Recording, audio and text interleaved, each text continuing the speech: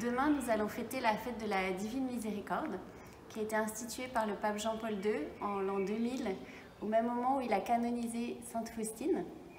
Et donc nous voulons aujourd'hui vous présenter un petit peu cette fête de la Miséricorde. Sainte Faustine était une religieuse polonaise du début du XXe siècle. Elle est entrée comme religieuse, elle avait vraiment ce grand désir de servir le Seigneur et de sauver les âmes, de prier pour les personnes loin de Dieu. Et elle a eu cette grâce très grande d'avoir la visitation, plusieurs apparitions du Christ. Et elle a écrit dans son petit journal plusieurs dialogues avec le Christ. Et le Christ vraiment lui a transmis un message qu'il voulait transmettre au monde à cette époque et qui est vraiment d'actualité.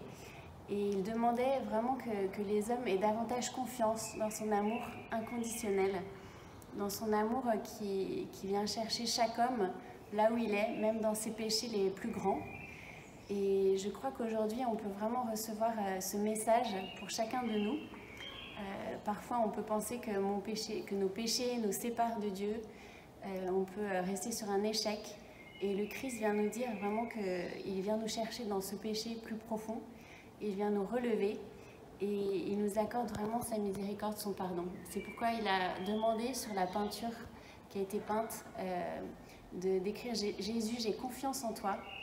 Et je pense qu'on ne réalisera jamais assez combien Dieu nous aime.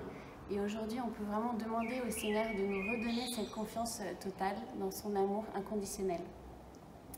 Sur le tableau qui a été peint, on voit le cœur de Jésus d'où jaillit l'eau et le sang. Et c'est l'eau qui purifie, c'est l'eau vraiment qui veut nous laver de tout péché. Et le sang qui nous rappelle que dans ce péché, le Christ non seulement nous lave, mais nous redonne la vie. Il n'y a aucune impasse que Jésus ne puisse ouvrir.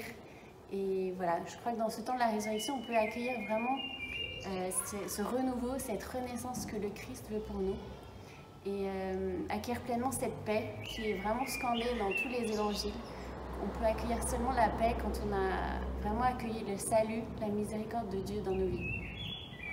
Donc aujourd'hui, on peut peut-être faire une démarche, prendre un petit temps de prière, remettre au Seigneur ces lieux où voilà, je sens que j'ai échoué, j'ai trahi, j'ai renié le Christ, j'ai renié dans mon amour pour lui, mon amour pour l'autre, mon amour pour moi-même.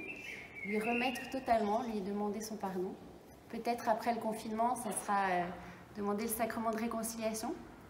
Et puis le Christ nous invite aussi, à travers Sœur Faustine, à vivre les œuvres de miséricorde, donc envers le prochain.